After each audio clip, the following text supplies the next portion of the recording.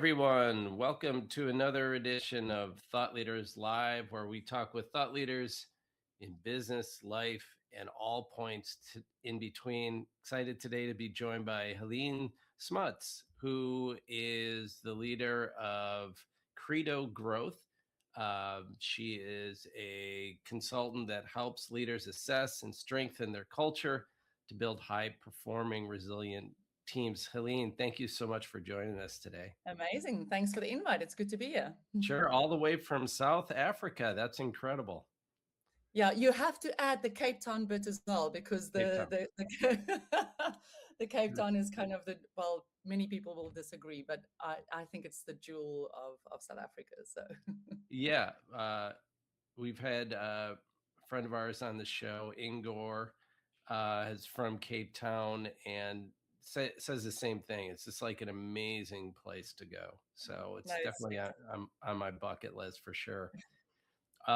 So today the show is all about how to sense check your culture, how to build high performing teams with feedback and trust. And man, this is just it's always such a relevant topic with human beings, right? I mean, it's just it's never going to go away. It's never going to get old. So I'm really excited to dive into this. But Helene, why don't you give us a little bit of background about yourself and your journey? Yeah.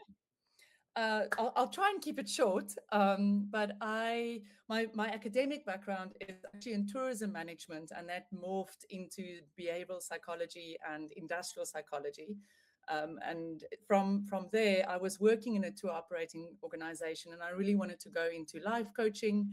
The organization wasn't ready for it, so then I said, okay, well, then I need to step away, and I started a life coaching practice at the age of, I think I was 25 or something, and I'm like, I have no credibility to give people life coaching. Anyway, I did it. We survived that. But that morphed into group coaching, and from there into working with teams in conflict with one another. And as you can imagine, that then moves into leadership. And it was just a phenomenal journey from really starting at the life coaching with the individual and moving through teams and leadership and into cultures. And I was the MD and shareholder also of a company for 11 years. And then eventually I realized I need to step away and start my own thing again, just with values and culture at the midst of it. And that's how Credo Growth started again in 2019. The coaching practice was Credo Coaching in 2006 or something. Okay. And then I revived the Credo name in 2019, which is amazing. And that also moved on, and like I mentioned to you earlier, in 2024, we opened our offices in the US as well. So very obviously South African based, but with a team and an office in the US, which we are all very excited about. Well, that's amazing. So let's jump right into the topic at hand. And in the description, we talk about how most people assume that their culture is healthy until you start to see some performance dips, teams disengage, feedback stops flowing. And I'm going to guess that most business leaders just assume culture just happens, right? And it does, right? I mean, it's a byproduct of what you're doing and how you do your business. But what happens that you think that really triggers someone to take a deeper look at it if they don't go into a business with the mindset like, okay, I've got a business plan, but I also really need to focus on my culture? So I think the first thing that happens, and I see this a lot, is people see culture as a side project when it's supposed to be a strategic theme in your organization. Sure. What recently has happened is people say to me, "Oh, we only hire A players, so our culture takes care of itself for now." Yeah. But what happens when the pressure hits, and people's true personalities come out? So I think those are two of the mindset issues that we have that we don't do well. Is we see it as a side project, and we think it's going to organically grow into a high-performing culture just because we hire A players. And yeah, so that's a big deal for us, and why Credo exists, which is great for us, but not so good for the organizations.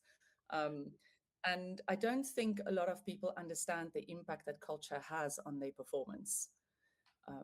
It's yes, you might be working with A players, or you've got an engineering firm, and the people in the engineering firm, I'm kind of painting everyone with the same brush here, but the tendency is to think that engineers don't want the people stuff. They don't want to connect with people, when actually they might not want to do it because they have better things to do. But when they don't do it, that's also when the team starts showing its cracks, and when you can see this actual dysfunction happening in a team. So there's a little bit of a curation of culture, a little bit of organic letting it happen.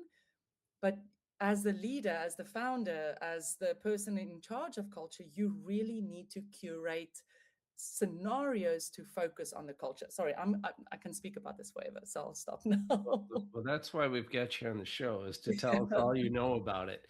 So let's just dive into this a little bit more, because I liked what you were talking about with the A. We got the A players.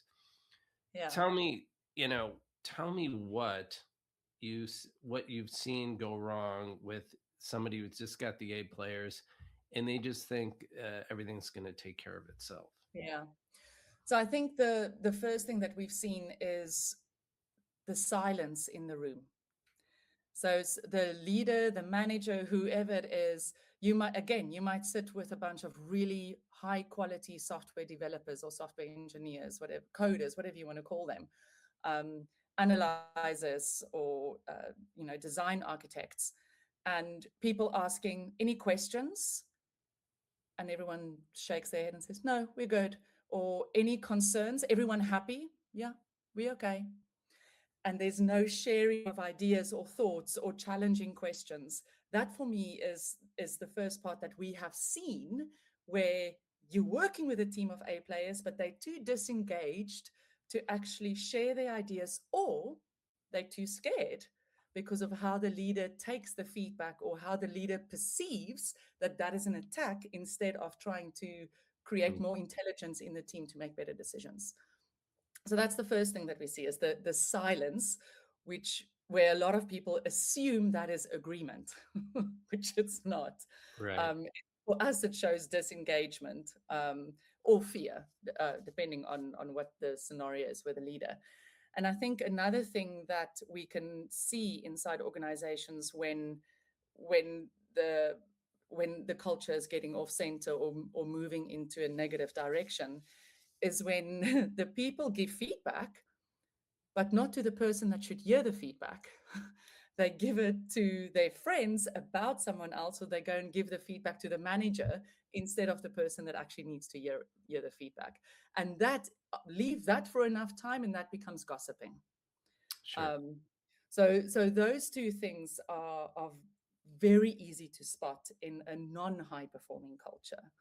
Um, and the last thing is just really that people think that when people will like one another, or leaders think when people like one another, the culture will take care of itself.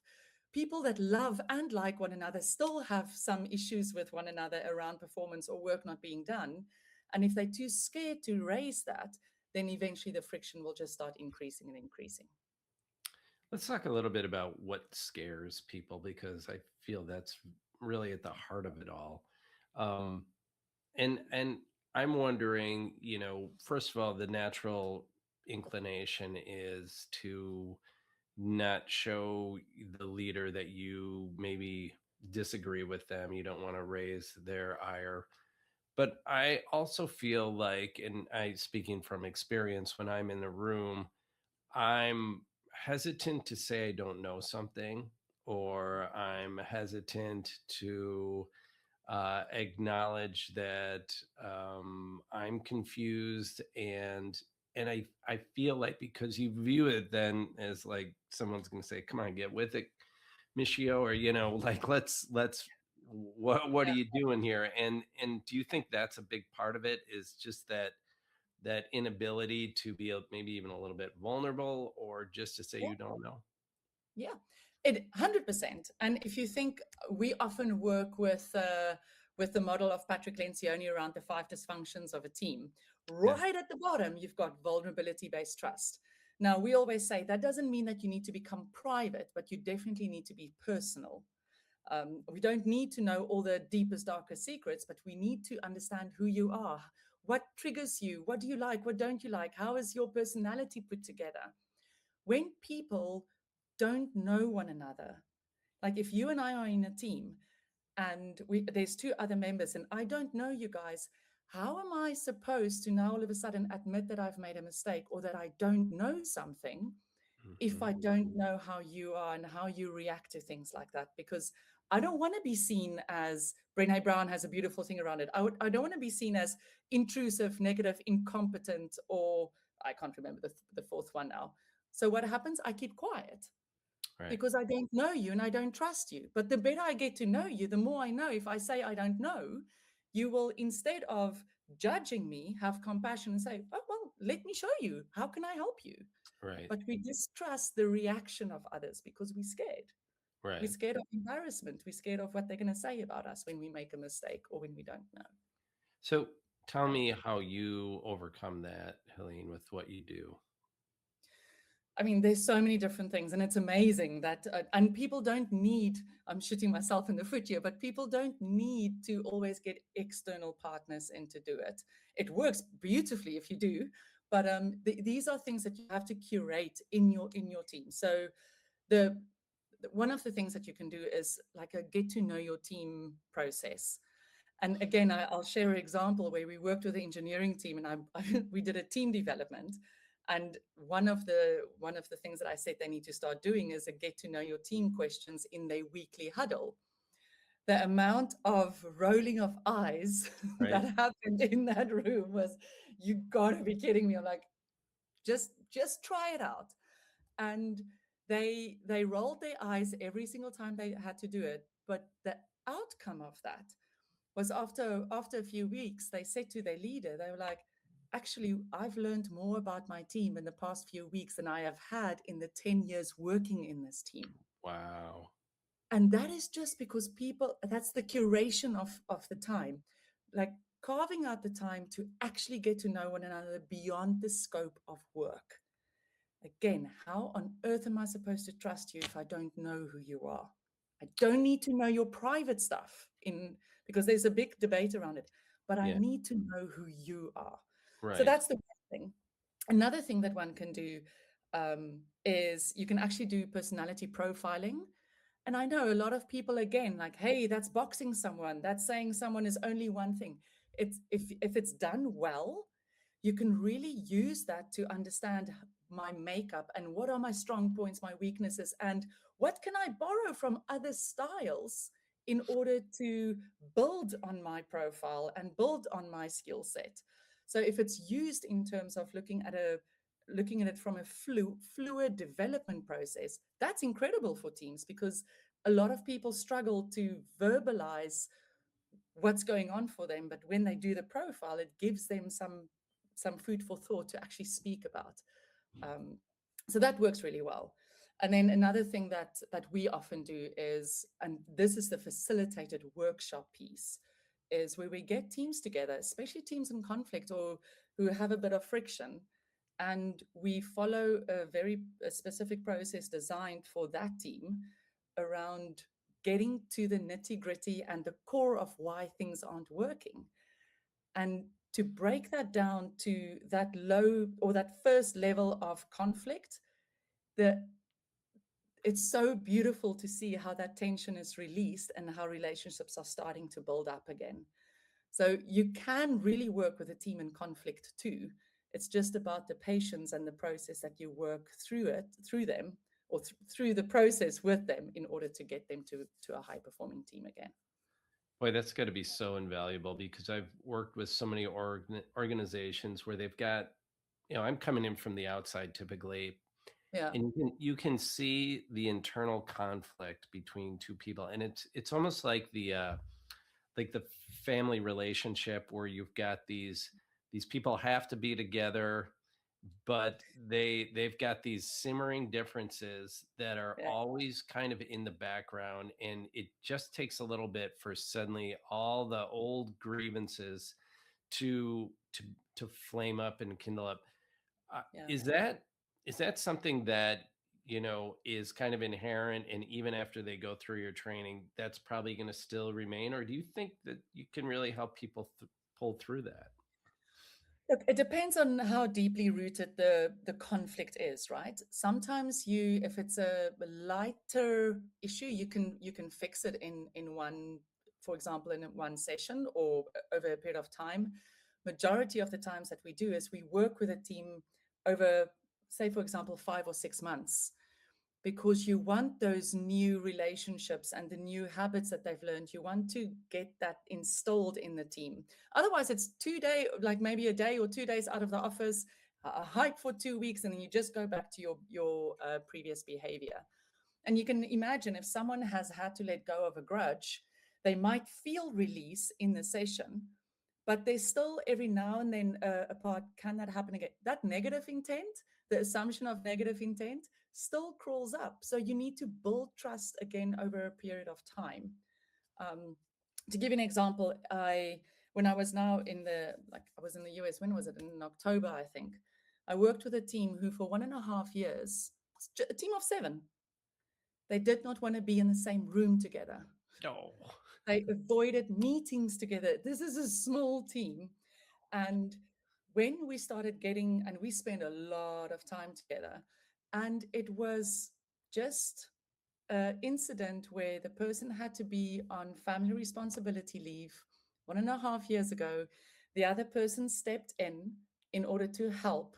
And when the person who was on leave had to come back, the team decided that actually this person did a really good job and that will continue. And the assumption was you misused or you abused a vulnerable situation and you did it for your own career progression, when it was actually just really coming from, I want to help you. And when we got to that core, all of a sudden the guards started, the walls that people built started breaking down again. But that was a really long, quite a few hours that we had to spend together over a few days. Wow. Uh, Sometimes we do it over a few months, where it's, a 3 hour session, then you give a break and then you spend time again. It depends on the team. It depends on what the scenario is. The thing is, people need to be willing in order to make it work. Of They course. need they need the willingness. Yeah.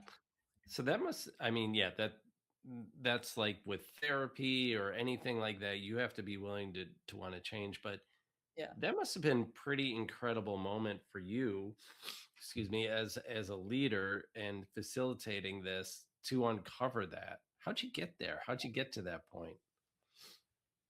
Sure. I am somehow, I'm quite good with poking and not letting things go. Um, but look, we did start with in a gentle way, like looking at, if you think about it, looking at the team's history, getting people to work in pairs together and putting up the highs and the lows. What worked well, what didn't work well? How did that affect me? And then very slowly, people start sharing already in terms of what was going on. And then with my curiosity is, okay, so if you say that and you said that happened, what was going on for you? So you start very natural conversations instead of just the spotlight on one person. Yeah. And then people go away and they go and do their thing and they come back, and then you have a next process with them that's really a little bit around my own trustworthiness. How do I show up? How did I add fuel to the fire of this team?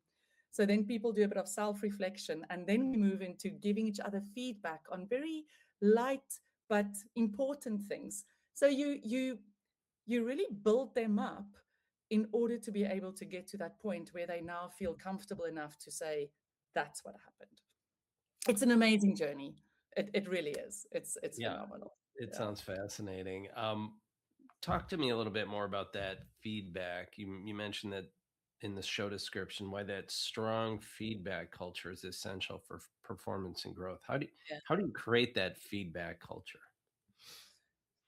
So I think the first thing to understand is that many people say to us, "Oh, we want a feedback culture, or we want a radical candor, or we want people to say what they feel that they need to be said in this company." It's like, okay, great. That's because that's really needed. But what are you doing in order to help them to do that? No, no, no. They must just know when they come and work here, that's how we do things. Mm, No, people aren't taught these days anymore. Now, if I say these days, I'm talking past 10, 20, 30, 40 years anymore around how to give and receive feedback, how to have tough conversations. There's many reasons that, I mean, that's a whole different show, but we can blame technology, we can blame parenting, we can blame many different reasons as to why that skill set has kind of elaborate or what's it evaporated from people. Is that the right word to use? Evaporate? I'm not yeah, sure. it Um, works. but it's what happens when you second language English, right? No, right. Okay. Um, but so so the thing is, we expect a feedback culture, but we don't teach people or equip people with a skill on what does feedback mean, what changing their mindset around feedback, and then how to give and receive feedback. So that is the important part. That mindset. What does it do? What does it do for you? How to give it and how to receive it. And when you do that in your organization consistently and continuously, that is when you create that common language. And that needs to start from the top in order to work its way down so that people really can see and feel and experience the culture of feedback. And when I say that, it is, I can give you feedback without you becoming defensive or see it as an attack. And that's the art of receiving feedback. So if the leader of the organization is going to be defensive around it, no one's going to do it. Yeah. But if Yeah. the leader also doesn't know how to do it, and he or she also does it in a way that is extremely overpowering and with we say too much courage or too much consideration, if it's any of those two, it's not necessarily going to roll out. So there's a very specific process to follow on the feedback, but so amazing and so useful. People Yeah. stop writing to their manager about someone else. Yeah. They go to the person now and say, "Hey, you're late. That made me late. That's not cool." Yeah. Yep. No. I I think when you're talking about the the candor and just being absolutely trying to get this atmosphere when you can just say absolutely anything, I almost feel like that's a little bit naive. It's like, you know, we're all human beings. We all have feelings. I almost feel like what you were talking about is understanding how to give and receive. I think like the give part, there's got to be some empathy element where you are 100%. not you are not coming in with the absolute honest truth as you see it.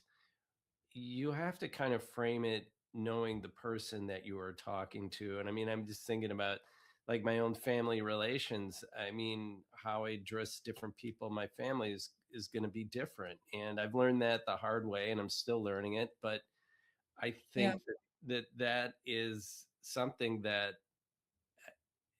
this takes some skill and some coaching to really develop that. Skill coaching, training, and continuous kind of playing with it to get better at it. Yeah. So the first thing is what we do is we obviously give people a framework. So you get the feedback 101, and then as you get better, how Yeah. you can advance your way of giving feedback. Yeah. But when we give feedback, when we do these things, we also look at we use a very simplistic personality profile style, just to understand some people really appreciate more data. Other people want to hear the impact that this had. Other people want to focus on the actions. Other people want to hear on how you're feeling about it. Yeah. So it's keeping that in mind. And we always say, and maybe if there's one thing that you can take away from feedback is have compassion for the person that is receiving the feedback if they don't receive it that well. Yeah. Because goodness, they might have heard something that was such a blind spot and they really didn't know. So Yeah. have a bit of compassion around that. But also for the feedback receiver, have some compassion for when someone doesn't deliver the feedback while they're also just trying their best. Right. Um, So it's that compassion, that empathy part goes both ways for the giver and the receiver. And I Mm, think these days people are so hung up about one word that the person said that didn't sit right with them. So what? Like, it's think about the context of what the person is trying to say and what you can learn from it. But again, this is me saying after the fact of having gone through feedback delivery and all of those things. And to your point around there's personalities to keep in mind. Like I said earlier, there's also people like me who, when I am not thinking about how I should behave in an authentic way, my feedback is with too much courage. I hmm. become like a bulldozer because I will Yep. just with my team. I'm like, they understand feedback. So I just go one point after the other. And I think they will just get it because they understand the process. But that is too much. And then Yeah. there's also the too much consideration where someone will sugarcoat the feedback so much Right. that the person is like, so did you just give me I'm going to take it as a compliment Yeah. Yep. instead of hearing the development side. But there is obviously positive and the developmental feedback or the redirective and reaffirming feedback, however you want to call it. I think what you bring up here is a really good point, Helene, in that you really this process really makes you be in the moment. Mm. It's an always evolving dynamic situation, and you've got these guidelines on how to give feedback, whether and how to receive it. Yeah, But it's a dance, right? It is an ongoing dance with other people, and you're wired into everything, how they're accepting it. You're seeing their face, all these signals that you're getting, their body language, and it makes you be in the moment all the time, which I think is actually pretty amazing and pretty yeah, great way to live your life, where you're not just in your head, you're actually connecting with somebody on multiple levels. And like yeah, Brene Brown says, we are all wired for connection. Even your engineers who might go grudgingly to that meeting, yeah. deep down, deep down are craving it. They just Yeah. probably don't know how to do it. 100%. And I always say, contrary to popular belief, feedback actually builds connection and it builds Right. stronger relationships Right. because you starting to get to know one another. And it's kind of like, wow, the trust is there that you've given me this feedback. And the mindset around feedback is you've actually taken time out of your day to give something to me that Right. will make me better. Thank you. Right. Like it's damn hard to hear, but geez, thanks for thinking about that. Yeah. But again, that's the mindset around feedback that needs to change instead of I'm going to hurt feelings or feedback is there to attack me. And Yeah. again, that I've mentioned the word earlier, that goes to the assumption of negative intent, which is the world is filled with that these days, instead of the assumption of positive intent of someone is there to to do good and they want to add something to me to develop. Any, yeah, just on the good intent, maybe this will be one of the last points we close with, is that any more you want to elaborate on good intent, like is that, should that be kind of the always in the back of the mind that as you're talking to somebody, or is there ways to always express that when you're giving and receiving feedback? So over the past 2 years, this is probably the thing that has calmed me down the most was literally assuming positive intent. uh, Before I was very conscious around it, I would immediately go, why would like that person is doing it to get back to me? It right. was exhausting. Yeah. And one of my coaches said to me, why would any normal, healthy human being wake up in the morning and thinking, I am going to do that to Helene today? And I'm like, no normal, healthy person is going to do that. And then, like that person won't do it. So I really made a shift into the assuming or assumption of positive intent. And I think what changed for me, the how to do it is, and it sounds so cliche-ish, but going into curiosity is, I wonder what's going on for that person, that they said that they did that they didn't do that. Um, and that changed things for personally for me, is I wonder what's going on for that person. There must be a reason why they reacted the way they did. And then it's not to say to the person, why did you do this? It's more, hey, Greg, please help me understand what happened because I'm a little bit confused. The amount of drama that I've reduced in my life because of that is spectacular. Yeah. So I can just say how much it has helped me as a leader, as a mom, as a wife, as a friend, in terms of assuming positive intent. And how amazing if we can do that in a feedback culture. I would s- I would Knowing say that the person has your back. I would say that in just learning about empathy and vulnerability, that is the one thing that has really changed the game for me as well. Helene, is okay. I need to control myself first and foremost. I can't always control the other people. So doing what you're just saying there, just having that curiosity to try and figure out what they're going through, is a Yeah. great way you can take control of yourself. And when that happens, I feel like the situation doesn't rock you as much and it doesn't stress you out as much. No, absolutely. And also it really allows you to look at things from a different perspective. It's not Right. always just your first assumption or your first belief of what's happened. Yeah. It really is about, walking around a pillar and looking at the pillar from all angles that you can find. Yeah, that's fantastic. So, Helene, we're at the top of the hour. This has been an awesome conversation. I always love talking about this stuff. Um, Never it's gets old. Yeah, yeah, right, exactly. So if somebody wants to learn more about Credo Growth and what you're doing and works and want to work with you, how do they get a hold of you? So LinkedIn is easiest. It's Heléne Smuts on LinkedIn, and then credogrowth.com on the website. That's very quick and easy. There's a form that they can fill in, but I'm very active on LinkedIn. That's probably the easiest way, or just Helene, as it's spelled on there without the accent, Helene at credogrowth.com. Those three are very good ways to get in touch with us. Yeah. I'm going to tell you, everyone who's watching, if you do want to message Helene, little tip for you that I've learned. So if you're on a Mac, especially, typing you get to the second E in her name, hold the E key down and then hit the 2. And Yes. it'll give you the accent mark in the right way. Although I'm not sensitive about how my name is spelled, I've heard it so many different ways, so I'm all good. It's it's fine. But yeah, not everyone knows that secret around the accent. Well, now it's out, so they'll have no excuse for not doing it correctly.